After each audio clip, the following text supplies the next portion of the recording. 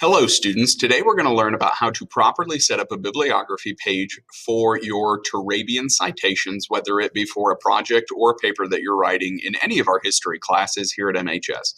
And so we make you cite in Turabian when you're giving credit to your outside sources, whether it be a book from the library or textbook from class or an online website resource.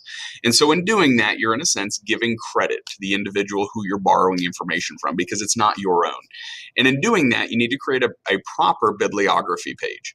And so one thing we've done well, and we typically do, is creating our actual citations, whether we're manually citing them by hand, writing them down, or typing them in a Word document, or using such resources as eTurabian or Citation Machine.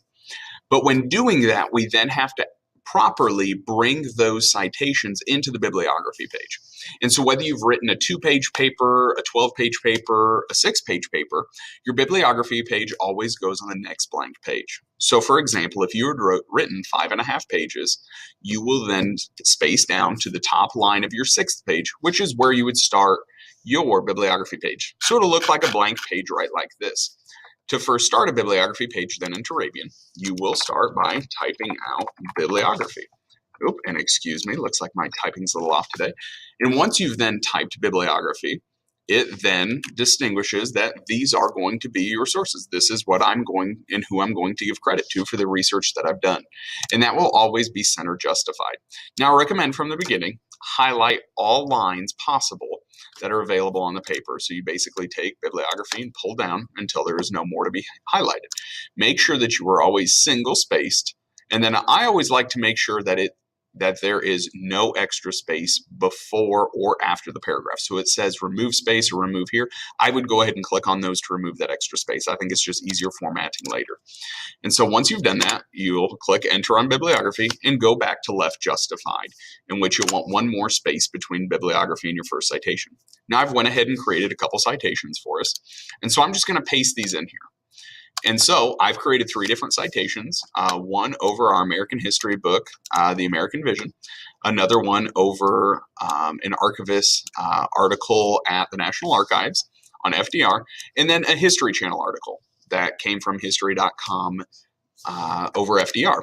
And so now that I have my 3 citations in here, your citations in Turabian are always single spaced with one extra space in between them, just like what we have then. One last thing, or a few things that you have to remember to continue to do is alphabetize your citations once you've placed them on your bibliography. And so we've done that here because we start with Appleby, Clark, and then history. A couple other things that we have to do here on Turabian, make sure our citations end in periods in Turabian, and they do, so we're good there. One final step that you have to make sure is that these second lines of our citation, or if it went on a third or a fourth, you have to indent those 1/2 inch. And so how you do that on Google or on Microsoft Word, is simply highlight the citations.